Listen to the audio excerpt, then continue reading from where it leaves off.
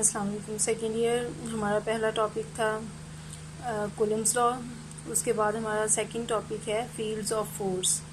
देखिए, Coulomb's law में हमने कहा था कि एक चार्ज दूसरे चार्ज पे फोर्स लगाता है, जो कि हम कूलम्स लॉ से फाइंड कर सकते हैं। अब क्वेश्चन ये है कि वो फोर्स आती कहाँ से है चार्ज के पास, और दूसरी बात ये कि वो फोर्स एक चार्ज से दूसरे चार्ज में ट्रांसमिट कैसे होती है। तो ये जो फर्स्ट क्वेश्चन है कि what is the origin of force, वो अभी तक अननोन है, उसके बारे में कोई ऑथेंटिक आंसर नहीं है। बस ये कहा जाता है कि हर चार्ज की ये इंट्रिंसिक प्रॉपर्टी है कि उसके पास चार्ज है। और दूसरा क्वेश्चन है हाउ इट इज़ ट्रांसमिटेड। इसका आंसर माइकल फेराडे ने हमें दिया। उसने कहा कि हर चार्ज के इर्द गिर्द एक ऐसी जगह होती है जहाँ पे कोई और चार्ज आएगा तो तभी वो चार्ज उस दूसरे चार्ज पे फोर्स लगाएगा। इस रीजन को उसने इलेक्ट्रिक फील्ड का नाम दिया। अब ये जो इलेक्ट्रिक फील्ड है, इलेक्ट्रिक फील्ड ऑफ फोर्स भी इसको कह सकते हैं। It is the region around a charge where another charge experiences the force of attraction और रिपल्जन।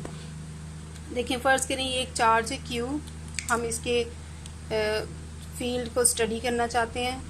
तो लेट ये पॉजिटिव चार्ज है, इसके पास हम एक टेस्ट चार्ज लेके आएंगे। टेस्ट चार्ज जो है ये हमेशा पॉजिटिव ही लेते हैं हम, और ये एक पॉइंट यूनिट पॉजिटिव चार्ज होता है।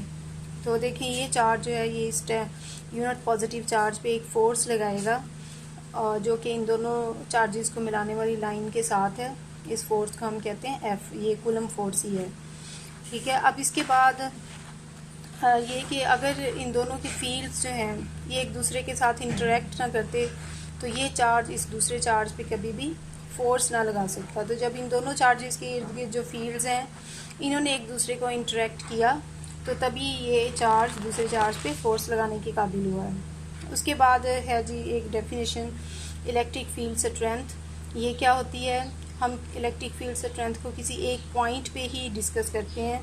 Electric field strength at a point is equal to the force acting per unit charge placed at that point. जैसे फ़र्ज़ करें हम इस पॉइंट पे कहते हैं कि इलेक्ट्रिक फील्ड स्ट्रेंथ कितनी है, तो इस पॉइंट पे हमने ये टेस्ट चार्ज Q0 रखा।